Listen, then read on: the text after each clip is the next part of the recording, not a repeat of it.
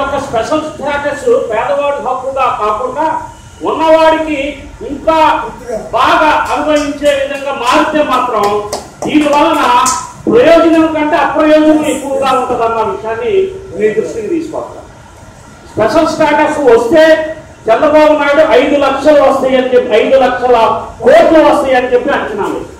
కానీ ఈ యొక్క స్పెషల్ స్టేటస్ ద్వారా 10 సంవత్సరాలు ఇది పెంచాలని చెప్పి వెంకయ్య నాయుడు రాజ్యసభలో ప్రసంగించినప్పుడు, మన్మోహన్ సింగ్ దానికి వాగ్దానం చేసినప్పుడు అంచనా వేస్తే ఈ 10 సంవత్సరాల్లో 8 లక్షల కోట్ల రూపాయలు ఆంధ్రప్రదేశ్కి అధికారికంగా రావాల్సి ఉంది.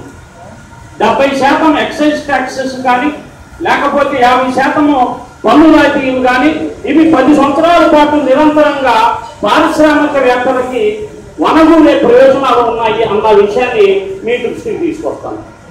దీనివలన మనకి అంటే స్పెషల్ స్టేటస్ సాధించడానికి పేదవారికి ఎలాంటి అగ్రిమెంట్స్ ఉండాలి, ఎస్సీ ఎస్టీ సంఘాలతో ప్రభుత్వానికి ఎలా అగ్రిమెంట్ ఉండాలి, మనం ఏ విధంగా ఉద్యమం చేయాలి, ఆ ఉద్యమం ద్వారా స్పెషల్ స్టేటస్ వస్తే మనకు ఏ విధంగా దాన్ని ప్రయోజనంగా మార్చుకోవాలో మేధావులు ఆలోచించకపోతే ఇప్పుడు జరిగిన